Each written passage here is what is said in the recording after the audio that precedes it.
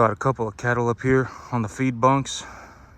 I've actually realized that these animals, they're eating about they're eating about 14 buckets a day now. They're eating about 14 buckets a day.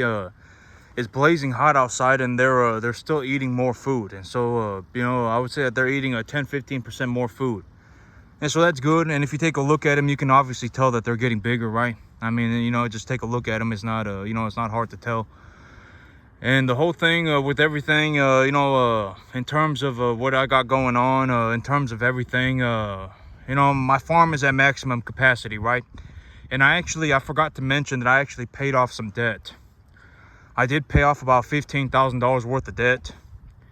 Because I've always said that the whole thing about money is that money doesn't do anything, right? Why would I sit there and look at it? It's not going to do anything, right?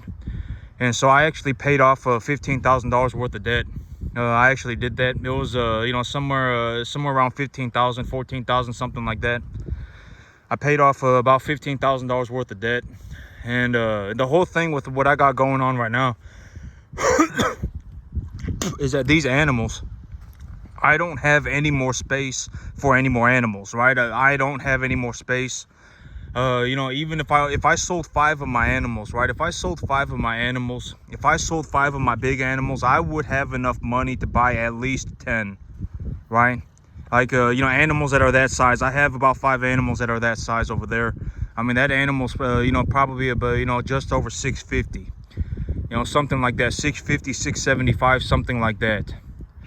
And if I sold an animal like that, if I sold 5 of those animals, I would have enough money to buy 10, right? And where am I going to put 5 extra animals? And if I did that twice, I would need to bring home 10 extra animals, right? Where would I put 10 extra animals? This is what I was talking about yesterday. If I were to, and I haven't taken any debt. I've actually paid off debt in the last 2 months. I haven't taken any debt.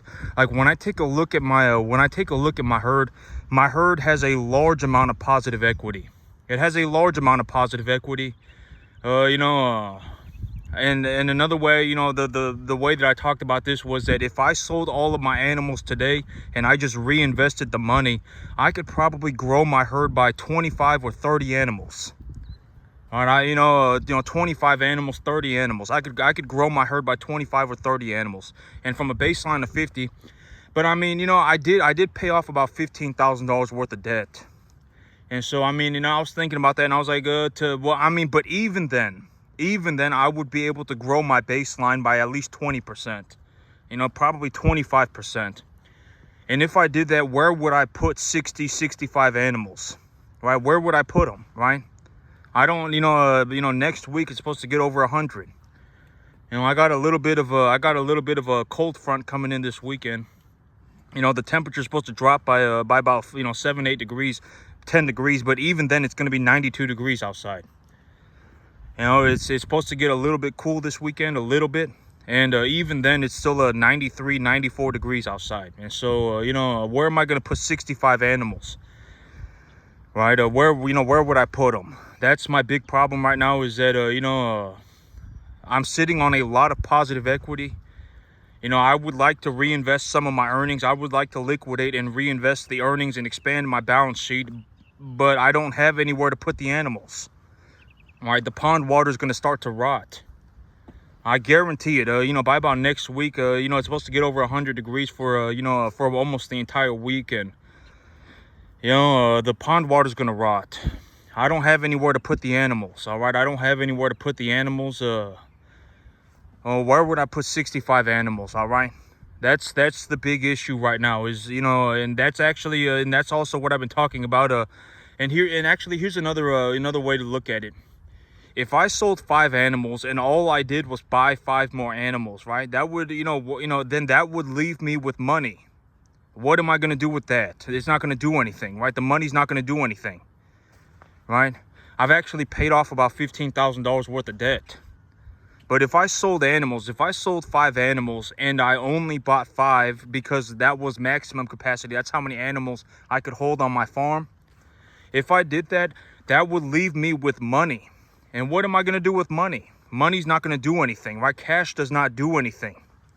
All right, this is one of the big things, Well, cash does do a lot until you hit about $15,000 a month. Cash does a lot. I'm going to be honest about it. And I'm also not saying you should be cash poor. All right. But I would rather have a good investment than cash. All right. Because when you have a good investment, it's effectively a cash equivalent.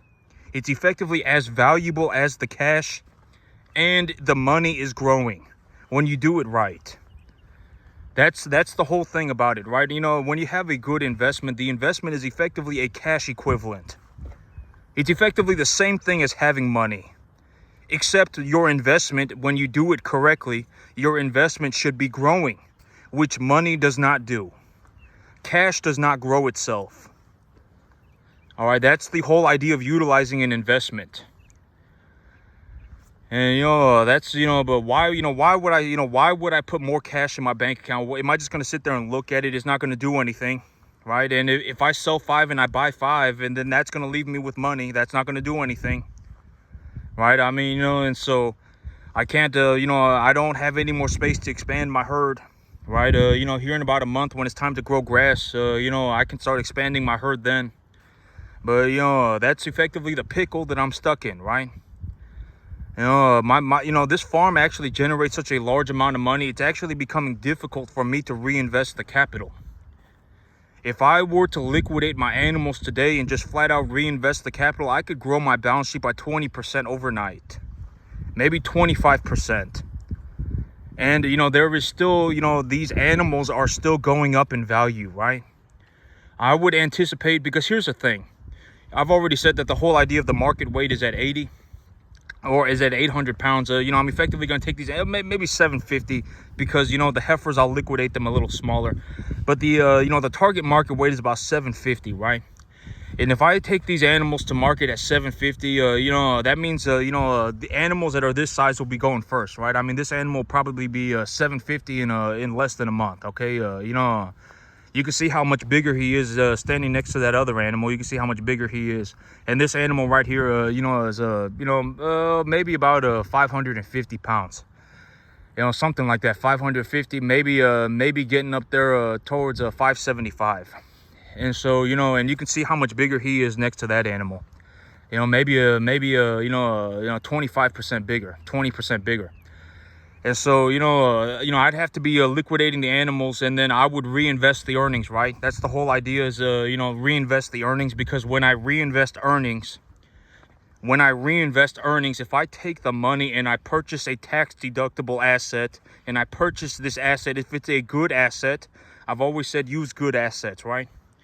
If you use a bad asset, my whole thing about bad assets is don't touch them with a 50-foot pole. Why would you buy a bad asset? There is no reason to do that. At the end of the day, an asset should be paying for itself. Why would you buy a bad asset? Why would you buy a bad asset? There is no reason to do that. At the end of the day, you might as well, buy a good asset, because the asset in the grand scheme of things, right? This is the big idea of the opening up your perception to money. How do I see it? How did I manage? I've effectively entered a situation where everything costs me nothing. Everything costs me nothing. That's effectively the situation that I'm in. I will probably end up growing my herd drastically, right? I may even go over 200%, and that will not cost me anything, right? Assets don't cost anything. This is the big idea, right? Why would you buy a bad asset? Why would you do that? Right? At the end of the day, the asset is going to pay for itself. Why would you buy a bad asset? Right? You should, and the whole thing about understanding a deal, right? When it comes to understanding a deal, when you're taking a look at something, it could be a piece of real estate, it could be a stock, it could be whatever. It could be 2,000 pounds of corn. Right? What is one of the most important things that you should be able to do in terms of practicality when it comes to looking at a deal? Understand how much money is involved. Right? There is a monetary figure, and I use my cattle ranch as an example of this. When I liquidate my animals, I am almost always within, plus or minus 7%. Usually I'm within a 3% margin. right? Like I tell you, this is how much I believe I will make. And almost always I am somewhere, almost always I am between about a 3% margin. All right. I can take a look at an asset and appraise the asset. All right. Not every asset, but, not every asset. But, even when like business is business, right? It doesn't matter whether you're in the farming business. It doesn't matter whether you're in retail. It doesn't matter whether you're in service and hospitality. It doesn't matter what your business you're in. Business is business. If I take a look at a business, I can tell you the balance sheet of that business within 30 seconds. I can almost guarantee it. All right. I've always said appraise the balance sheet because a lot of people will say, say or anything, right? Do anything. A lot of people, you have to understand that, in terms of a realistic sense, a majority of businesses fail. Majority of businesses fail. Business is not some easy thing. It's incredibly difficult. All right, almost everybody fails. And if your business barely makes enough money for you to live your life, that's also a failure. All right, why would you run that business? You could have just gone and gotten yourself a job and invested some of your money. You wouldn't have had to work nearly as long and you would have made just as much money, if not more. Right? Business is not some easy thing. Farming is not some easy thing. In terms of a realistic sense, I don't know anybody even doing 10%, and talk is cheap. All right, if you legitimately think you can do it, let's see it. All right, because I show you that I do it. I show you that I do it, right? And I do very well for myself. I mean, let's just be completely honest about it. One of my biggest problems right now, in all actuality, one of my biggest problems right now is that my farm is making such a large amount of money, I can't even do anything with it. That is legitimately one of my biggest problems. All right, I've actually even shrank my balance sheet.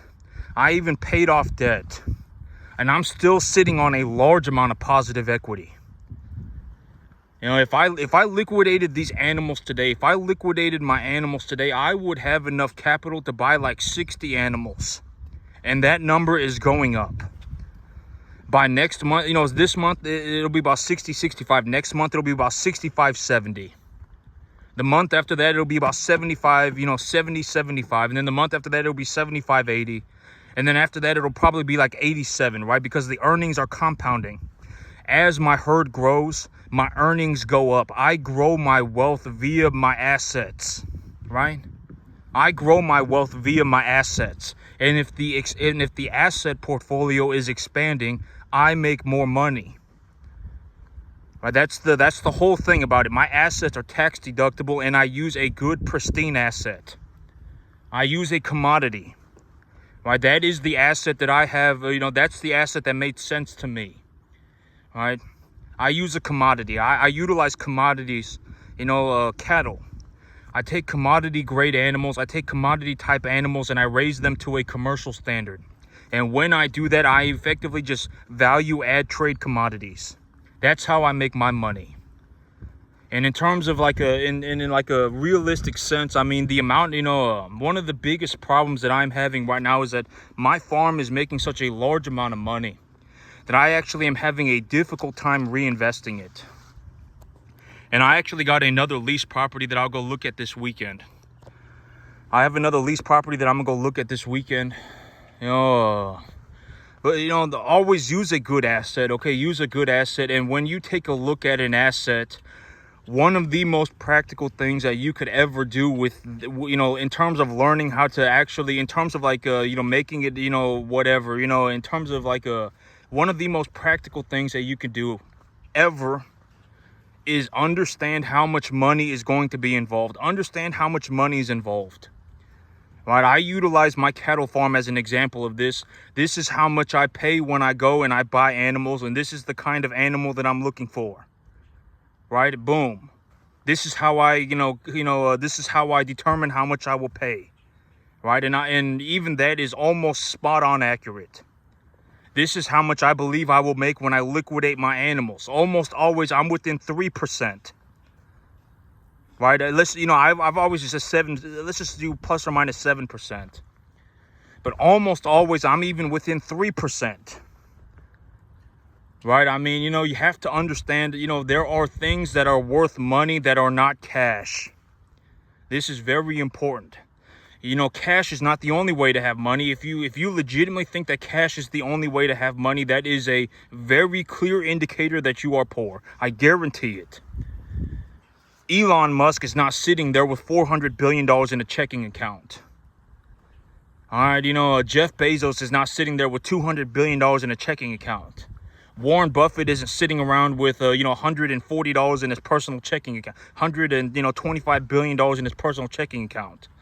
What do they have? They have equity stake in a business, right? They have real estate. They have land, right? They have, rocket ships, satellites. They have stuff like that. And all of that stuff is worth money. All right. And, even it's the same way with it's the same thing with everything, right? Like me, I have an equity stake in my business. I'm a 100% owner in my business, right? I'm a 100% owner in my business. My business probably produces a free cash flow. I mean, in terms of how much, in terms of like if I could, if I was just going to scrape the money off of my business and not grow my business with it and just sit around with it, I mean, we're probably talking about $15,000 a month of excess income. If I ran my business sideways, if I legitimately ran my business sideways, I didn't grow it anymore, but I didn't shrink it, right? I just continued to run my business. My business probably, I probably could scrape maybe about $15,000 a month, $12,000 a month off my business, and I could just go and do whatever, right? But I don't do that. What do I do with the money, right? I grow my business by 5%. I can actually compound a 5% growth. I can guarantee that I grow my business by 5%. And the whole idea of how I will do that is when I sell 15 animals, I buy 20. Right? As long as I do that and I maintain that ratio, my business will compound growth 5% and it will leave me with a stockpile of cash. I can utilize the cash to ensure that the growth objectives are met, or I can grow my business even more if I have more space to, stabilize more animals and et cetera, et cetera. That's effectively the big idea. I have an equity stake in my business, and I don't know exactly if I was going to put a number on what my net worth is. Like if I were to legitimately put a number on it, my net worth is probably somewhere around $5 million. All right, it's probably around $5 million. But here's the thing: is that because my whole financial situation is that I have effectively entered a situation where everything costs me nothing. Everything already costs me nothing. I don't see anything as expensive. If I want to grow, if I want 100 cattle, if I want to buy 100 cattle, that, I just sell the ones that I have and I buy some more. All right, nothing costs me anything. That I've already entered that. And this is also, like if I was going to say what my net worth is, it's probably about $5 million. And the reason that my net worth is so high is because of my business. My cattle business makes me an astronaut. I guarantee it. I don't know exactly, what the net evaluation of my cattle business is, but I can tell you guaranteed. I can guarantee it. My cattle business is worth, a good bit of money. It's already profitable. My balance sheet is effectively just a bunch of pristine assets. Right, I mean, in terms of net positive cash flow, I'm probably net positive cash flow. In terms of how much money do I make on a monthly basis, it's probably around 30 or 35 grand. But in terms of net positive cash flow, I mean, I'm probably net positive cash flow about 15 grand. I probably have about, somewhere between $12,000 and $15,000 a month left over after I've paid for everything. All right, after I've paid for everything, I probably have about $12,000 or $15,000 left over every single month. What do I do with the money? Well, I grow my business by 5%. And if I grow my business by 5%, that will leave me with about 7 grand cash. Right, and I can use that 7 grand cash to effectively ensure that my business continues to grow. Right, or I can, grow my business even more. Just, I can do whatever, right? I can do whatever with the money. But that's the big idea. I thought this was a syringe for the animal injection. But that's effectively that's the balance sheet. All right, that's my balance sheet. But that's the big idea. You know, the whole idea about money is that almost anything that is worth any large sum of money, almost anything that is worth a large sum of money is almost guaranteed to be an asset. Granted that we're not, it's almost guaranteed to be an asset. You know, anything that is worth any large sum of money is almost guaranteed to be an asset. And when it comes to assets, do not buy bad assets. Don't convince yourself to buy a bad asset. All right, that's a very, if you have a bad asset, that bad asset will take you, it will take you, down for the rest of your life. All right, you don't want bad assets. You want good assets. At the end, and it just is what it is, right? An asset, the whole reason that you have an asset is because the asset is worth money and the asset produces you a positive return. At the end of the day, the asset will pay for itself. Right? Why would you buy a bad asset? I use, I give a lot of good examples about a good asset. And if, the whole thing about it is just, me, there is no golden answer. There is no magical answer. If there was a magical answer, somebody would have already figured it out and everybody would be doing it. The whole thing about this is that once you understand how the game is played, right? That's it. Once you understand how the game is played, because you don't want to end up in a situation where you're an I fell out of heaven at 7 and my life's a magical journey. You never leave Disneyland and then you end up practically homeless for all eternity. That's where you don't want to end up, right? When you take a look at a business, what is the thing that you should be looking at, right? The revenue of the business, the net profits of the business. Take a look at the earnings per share. Take a look at the net positive. Take a look, and at the in all honesty, if a business is making money, it's usually pretty obvious. It's usually pretty obvious. Like, you can just tell when you take a look at the business, right? Like, Apple is obviously making money. All right, Coca-Cola obviously making money. All right, I mean, and the whole thing about it is, but if you take a look at the revenue of the business should be growing. But, if you go on, and if you look up the balance sheet of any business and you take a look at their net total assets, their total assets, and you can see if their assets are growing. You can see if they're using any more debt, right? And everything. I mean, but, at the end, usually it's pretty obvious. Right, it's usually obvious. Like, if a company is doing extremely well, it's usually obvious. All right, and but you only need one opportunity. All right, you only need one. If you only understand one deal your entire life, and I'm not going to say it's but as long as you understand how the game is played, you want to be looking for an asset. All right, you should be on the lookout for an asset. All right, it could be a stock in a company. It could be a business acquisition. It could be a piece of real estate. But you're looking for an asset. Look for an asset. And look for a good asset. All right, you don't, and then grow your wealth. You only realistically need one deal. Like me, I really only have one deal, and that's farming. That's legitimately like my entire thing.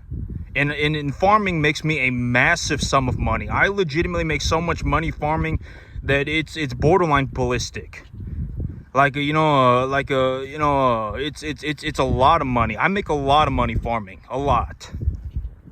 All right, I make a massive amount of money farming. I don't, it is what it is. All right, if I took the money that I had in my business right now, if I just took the money, if I liquidated and reinvested the capital, I could grow my balance sheet by 20% overnight. And I've already even paid off like $15,000 worth of debt. All right, I make a massive amount of money farming. I only really have one deal. I really only have one deal, and it just made my income skyrocket. It made my net income skyrocket. I only have one deal. If you only have one deal and you understand that deal very thoroughly, it will legitimately generate you enough money to never worry about money again. Granted that you're not an idiot. There are a lot of people with one deal. Athletes are a good example of this. They're effectively an athlete, and then but that happens to a lot of them, end up losing all their money, right? I mean, you don't want to be in a situation where you're effectively just an idiot. And I'm not saying all athletes are idiots. There are a lot of people that lose, and I've always said that the whole thing about money is that it doesn't matter how much money you have. I mean, if you bankrupt with $50, you're going to bankrupt with $5,000. And if you bankrupt with $5,000, you're going to bankrupt with 50 grand. You don't need $5 million to go bankrupt. You don't need $50 million to go bankrupt. A lot of people will go bankrupt with even $50. All right, a lot of people will even go bankrupt with $500. If I had $5 grand and that was all the money that I had, I can guarantee turn that $5 grand into $100 grand by myself. Guarantee it. And I would do it in under 2 years. And I would do that by just starting myself a cattle farm. 100% guarantee it. You don't need money. You need to understand an asset. You need to understand a deal. You need to take a look at something and, be able to understand it. Oh, there's a new company, and the company is, I've taken a look at the revenue of the company, and the company's doing well. And I believe that, and it's kind of obvious the company's profitable. The company's obviously making a lot of money. And and when I take a look at it, I believe that the future outlook of the company looks good and the revenue will go up. So I'm going to buy stock in the company. I found a piece of real estate, and this piece of real estate is being, it's being sold at, whatever. There's a vacancy in the building, right? There's an 85% occupancy in the building, and the building's kind of run down, and the building's being sold for, an evaluation of its current, whatever the condition of the building is in. But it's got 85% occupancy. It's got 80% occupancy, and the rents haven't gone up in 5 years. Well, let me take this deal to the bank and get it appraised, right? As long as you only need one deal. If you only have one deal, in terms of a realistic sense, that one deal will effectively be enough money for you to never worry about money again. But you don't want to end up in a situation where you miss everything. You have no idea what's going on. I fell out of heaven to seven. My life's a magical journey. And then you just end up practically homeless forever. That's where you don't want to end up. Money is not an opinion, all right? Money is not an opinion. It's not some Disneyland adventure. All right, it's not an opinion. Nobody cares about it. And I've always said nobody cares about an opinion. If you have nothing to show for it, then you have nothing to show for it. All right, it just is what it is. And at the end, when you take a look at something, how do you determine, the monetary, whatever of the situation? You take a look at the balance sheet. The balance sheet is the balance sheet. It's not an opinion, right? I show you my balance sheet. I show it to you every day. This is what my balance sheet is. This is how my cattle are. This is how I raise my cattle, right? These are the kind of cattle that I raise. This is the land that I bought. Maybe I bought myself another lease property. This is how I did the deal for the lease property, right? I actually have 2 more lease properties. I actually have 80 acres. It's not 80, it's 90 acres. I actually have another 90 acres of lease property that I got to go look at. But, and this is also, something I've been talking about, the whole thing about, lease properties. And how do I, pay for lease properties, right? I pay out a 10% net positive on the dividend. I pay out a 10% of my net earnings on, for the lease property. I actually got another 90 acres of lease property that I got to go look at. But, that's the thing about farming. It's like, farming is legitimately so difficult that, the people will legitimately lease you their properties for free. This is something that you probably, if you're not farming, you probably don't understand this. You've never probably even thought about this. But people will legitimately lease you their properties for free. If you go on Facebook Marketplace right now and just look up a pasture for lease, or you look up a farmland lease, they are, you'll find, a couple pop up like every month, 2 or 3 pop up every single month. Some of these properties sit on the market for like a year, for months on end. Because even, and even if it's not free, it's borderline free. Like for you to lease a 50-acre field, it's like $100 a month. Borderline free. And but that's the thing about farming, is that the work is legitimately so difficult that even when the land is free, people don't want to do it, or people cannot do it. I guarantee it. It doesn't matter. At the end of the day, talk is cheap. The work is excruciatingly difficult.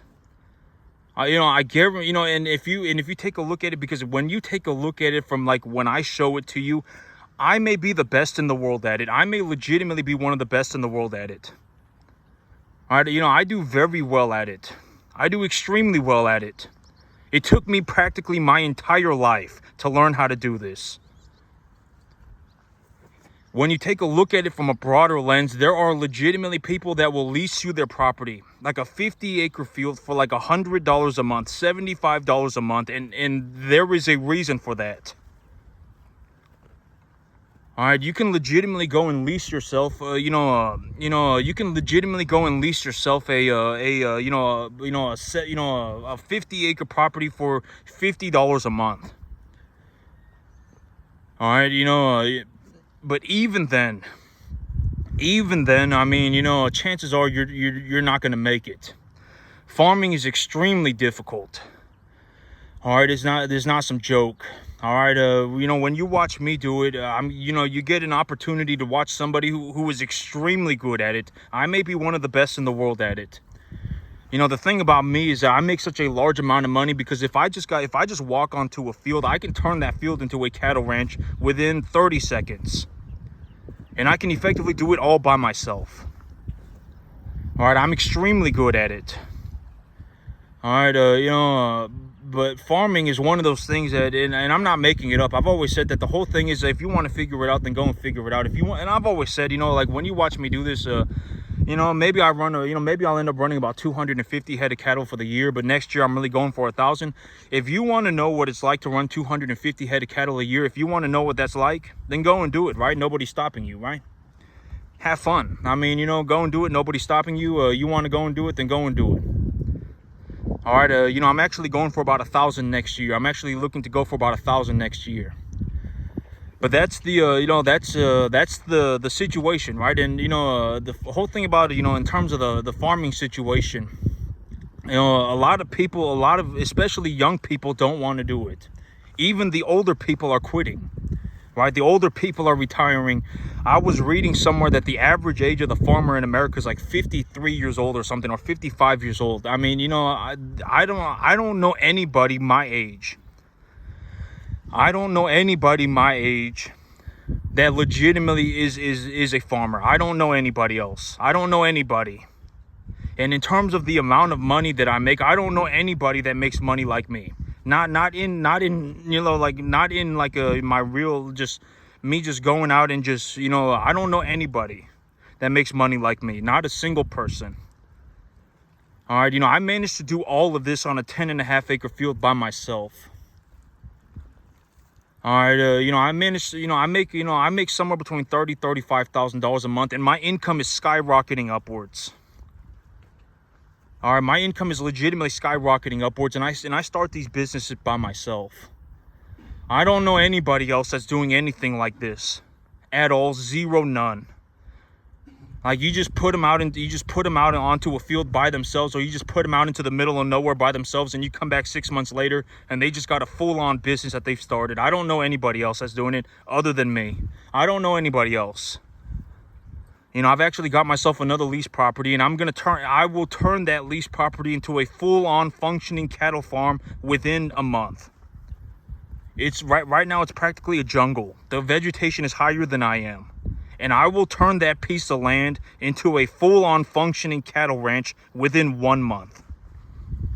I don't know anybody else that's doing anything like that. Anything. I don't know. It's like, how many people do you know? It's like if you just let them loose, if you just let them out, that they would just go off and start themselves a very, very, very, profitable business. How many people do I know that can do that other than me? I don't know anybody. And I've always said that the whole idea of making money, intentionally making money, being good with money, is a very rare skill set. It's very rare. You know, you can be good at something, but you can, being good at money is something completely different. You know, being good with money is something that is very rare. In terms of a legitimate, how many people do I know that are actually just flat out good with money? It's like less than 5, and I'm one of them. It's less than 10, and I'm one of them. The whole idea with money is, can you grow money? It doesn't matter how you do it. Can you intentionally grow money? Right? Like, if I had $5,000 and that was all I had, I could turn that $5,000 into $100,000 with a 100% guarantee, and I would do it by farming cattle. Right? That's the whole idea about being good with money. I legitimately don't know anybody. It's less, in terms of legitimately being good with money, it's like less than 5 people, and I'm one of them. It's maybe around 5 people, and I'm one of them. There may be something that you're good at. You may be good at marketing. Right? You may be good at networking. You may be good at something else, but being good with money is a different skill set. It's an entirely different skill set. The thing about me is that if you legitimately put me on a field by myself, legitimately entirely by myself, and all I had was $5,000, I could turn that $5,000 into $100,000 with a 100% guarantee. One thing that I'm working on right now, I got myself a 75-acre lease property. The lease property is effectively a jungle. The vegetation is taller than I am, and I will turn that field into a full-on functioning cattle farm within 1 month. I'm sitting on a lot of positive equity. All right, I'm sitting on a large amount of positive equity. I've effectively entered a situation where I'm not doing anything. I've actually even shrank my balance sheet and paid off debt. My balance sheet is still growing. I am still making more money. But if I reinvested my capital, I would have to increase the size of my herd. And where am I going to put all the animals, right? That's effectively one of the biggest problems that I am having right now. I am making such a large amount of money in the cattle business that I can't do anything with it. That's legitimately one of my biggest problems. And that's why I'm looking for more lease properties, right? I got myself a 75-acre lease property. I got myself a 40-acre lease property. I'm going to go and look at about another 90 acres worth of lease properties this weekend. All right, one of the biggest problems that I have is that I legitimately make such a large amount of money farming that I don't have anything to do with it. The money, I can't do anything with it, and I really want to put the money back into my business. I want to grow my business. I'm looking to grow my business.